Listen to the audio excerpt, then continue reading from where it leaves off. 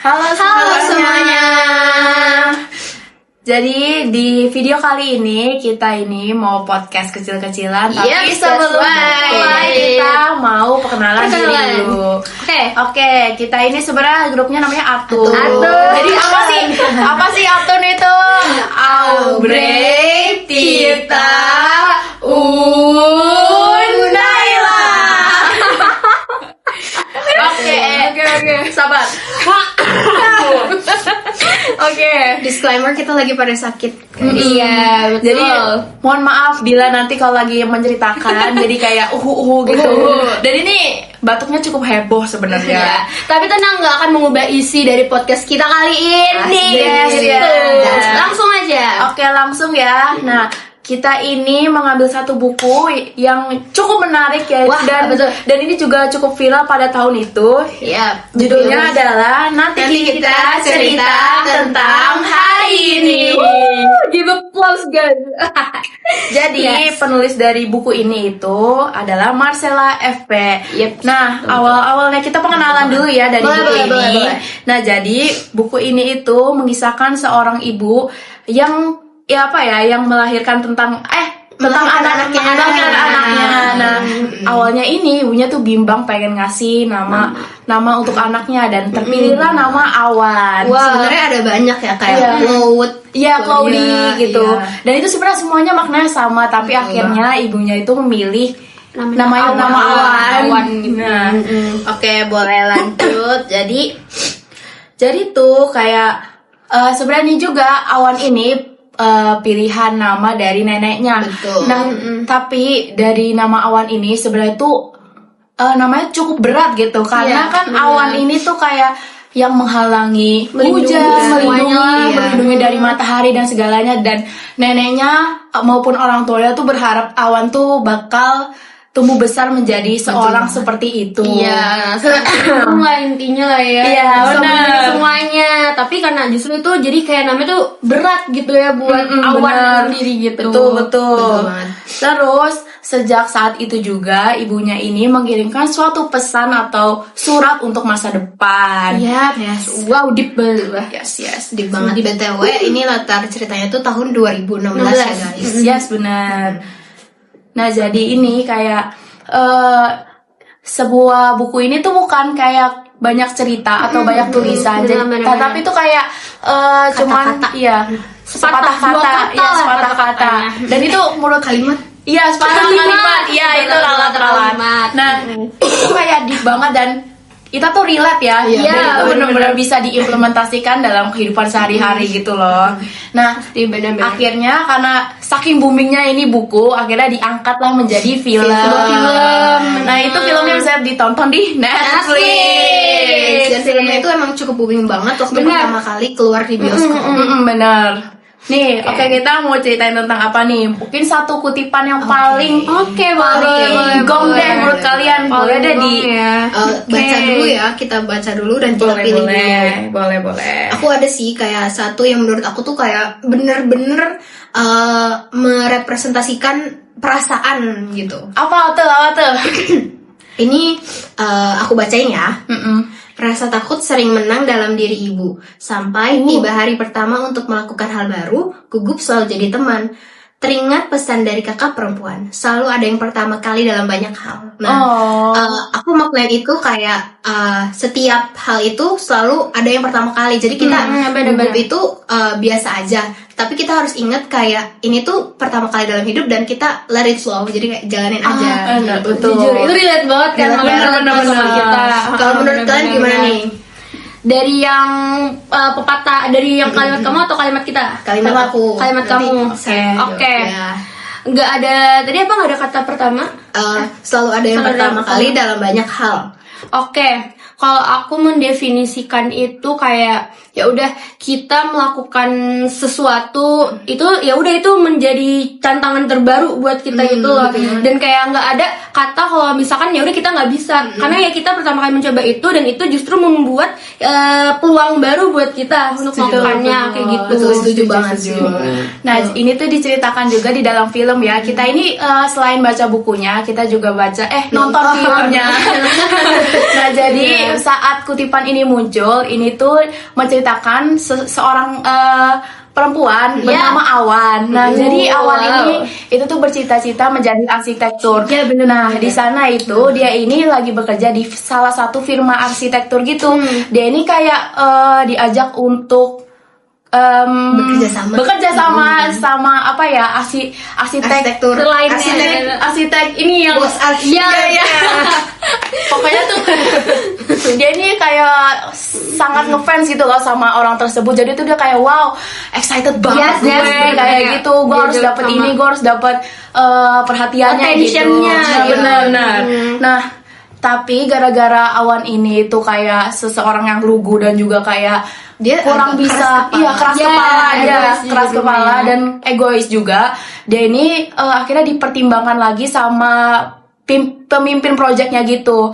Nah, sampai-sampai dia ini dipanggil sama bosnya. Bosnya ini itu idola arsiteknya itu loh. Nah, namanya siapa itu? Lupa lagi. Pakai Pak Anton. Tapi itu ya. Dia pakai topi.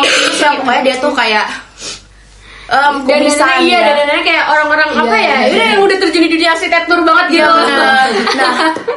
Nah, pas lagi meeting si Awan tuh diketok diketok kacanya. Jadi itu kayak kantornya mereka ini kayak full kaca gitu loh. Jadi bisa ngeliat. Iya, bisa ngeliat. Tok terus Awan sini terus akhirnya Awan kayak apa lagi nih? Udah mendebak dia Nah, terus pas akhirnya dia ke ruangan bosnya, dia ini dibilangin, Awan kayak kamu tuh nggak bisa bekerja dalam tim deh. Terus kayak Awan tuh yang kayak sedih banget terus kayak Pak, tolong kasih saya kesempatan lagi karena di situ tuh sebenarnya bosnya tuh udah mau ngeluarin dia dari project dan bener aja dia dipecat. Nggak diperpanjang masa kontrak kerjanya. Iya benar. Nah, habis itu setelah dia dipecat, dia ini kan jadi luntang-lantung ya jalannya. Dia ini kayak linglung lah mau kemana. Dia ini sedih banget, apalagi yang bilang itu adalah idolanya dia kan. Nah, terus pas pulang ini, dia ini kan setiap pulang kerja sebenarnya selalu dijemput sama kakak yang paling tua, namanya Angkasa. Nah, sebenarnya Angkasa ini emang punya punya kewajiban untuk antar jemput adiknya itu karena ayahnya. Nah, sebenarnya Angkasa ini disuruh sama ayahnya buat ngejemput di depan kantor. Tapi Awannya ini kutipan dari aku nih. Sekarang aku pengen dengar kutipan dari kalian guys yang paling berkesan di dalam diri kalian. Boleh aku dulu kali ya. Boleh. Aku sebenarnya menemukan beberapa kutipan yang relate di buku ini. Tapi salah satu yang mengundang atensi aku itu adalah ini, aku bacain ya.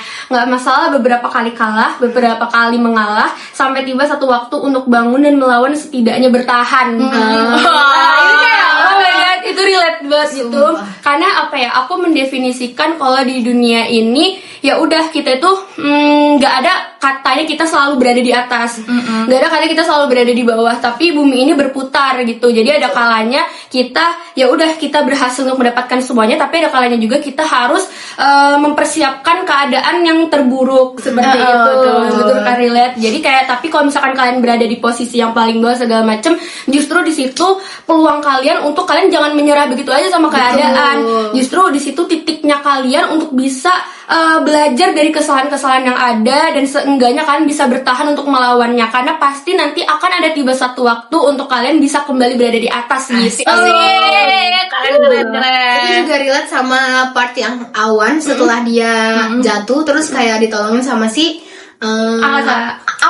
Angkasa kan? Terus ada lagi yang Ardito. Ardito?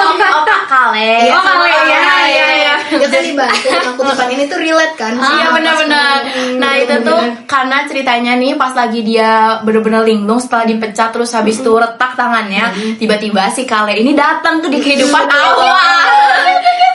Jadi ini Kale tuh karakternya itu adalah sebagai manajer sebuah band yang disukain Awan. Nah, band yang dimaksud itu adalah band Arah. Jadi tuh si Awan nih ngerasa kayak band ini tuh kayak bikin dia semangat gitu loh.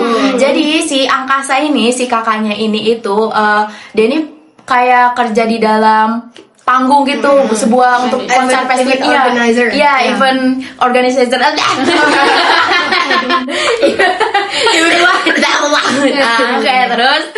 Terus habis itu dia pas lagi nyanyi teriak-teriak di konser tersebut, nih si Kale ini ngajak kenalan kayak gini, Kale terus akhirnya mereka kenalan kan. Nah setelah konsernya selesai, mereka ini kayak sharing-sharing gitu.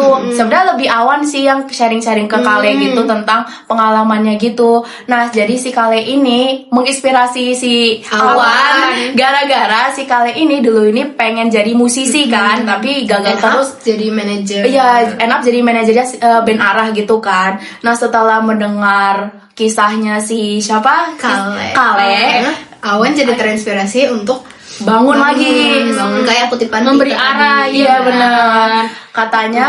Katanya Kale, arah mata angin itu nggak bisa diatur, tapi arah kapal kita itu bisa kita kendalikan gitu. Benar, setuju. Jadi kutipannya ini minta dipahami tanpa memberi pengertian. Mungkin kita lupa, bukan tugas penghuni bumi untuk membaca pikiran. Sudah jujur ya, Kami tanpa diberi pengertian. Dipahami tanpa memberi pengertian. Jadi dia disuruh untuk memahami orang lain. Iya, tapi dia ini kayak dimengerti nggak mau, tapi kayak maunya dipahami juga gitu loh. Jadi Asli. Sakit sih jujur. Itu ayahnya nggak sih? Iya ayahnya. Jadi ayahnya ini kayak sosok figur sebenarnya tuh dia adalah suami yang baik, bagi istrinya gitu. Terus ayah yang baik juga. Iya ayah yang baik juga, tapi semenjak dewasa lagi gitu, lebih dewasa lagi, kayak sebenarnya ini ayahnya ini menyembunyikan sesuatu gitu yang akhirnya membuat keluarganya ini kayak hancur gitu loh. Berantem. Nah, jadi itu ayahnya itu sangat keras kepala. Jadi tuh misalnya nih antara Angkasa, ada satu karakter lagi yaitu Aurora. Nah, sama Awan. Jelasin dulu 3 karakternya. Jadi si Angkasa ini anak pertama. Yang kedua ini Aurora. Yang ketiga ini Awan. Jadi Awan ini tuh anak bungsu. Iya. Nah jadi ayahnya ini kan udah keras kepala. Terus habis itu kalau setiap anak-anaknya defense dirinya, dia ini kayak apa sih, langsung saya tuh ngelakuin ini tuh demi keluarga, demi kebaikan kalian juga. Iya, saya tuh kayak begini sayang sama kalian. Terus akhirnya di situ terungkap bahwa sebenarnya Awan ini punya saudara kembar. Iya, saudara kembar. Nah, di situ yang cuman tahu itu cuman ibu, ayah, sama Angkasa. Jadi Angkasa selama bertahun-tahun sampai dia besar ini, dia ini menanggung beban. Ya, jawabannya ini malah merujuk pada ayahnya gitu. Aurora malah bingung. Kan aku nanyanya tentang ibu, kenapa jawabnya ayah gitu.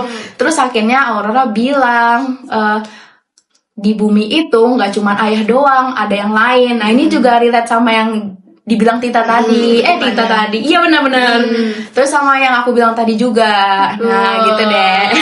Terus end up ternyata ayahnya ini tuh sebenarnya aslinya sayang sama ketiga anaknya. Cuma cara penyampaiannya aja dia salah, karena dari kecil dia tuh nggak mendapatkan kasih sayang gitu loh. Terus di keluarganya dia bukan yang kayak orang yang langsung jadi kaya, tapi dia berjuang buat anak-anaknya biar anak-anaknya bisa hidup makmur. Iya benar. Itu sedih sih. Iya jujur. Jadi terus di dalam film ini juga kayak kita nih banyak banget belajar hal gitu.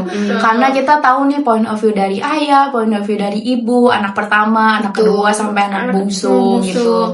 Jadi sebenarnya semua orang itu punya masalahnya masing-masing. Jadi yang kita perlu ngertiin satu sama lain gitu. Betul. Tapi sebenarnya kalau orang itu nggak mau ngertiin kita, mungkin kita nggak perlu gimana gitu. Karena kita ini sebenarnya tugasnya ini cuman untuk diri sendiri aja gitu.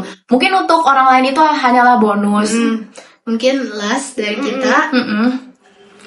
Mungkin Mas. dari kita. Oke. Oke. Mungkin jadi ini yang bener nih, oke. Mungkin sekian dari kita. Terima kasih banyak dan mohon maaf bila ada salah kata. Betul. Sekian dari Aptun. Dadah. Aduh, dulu ya. Jangan lupa nonton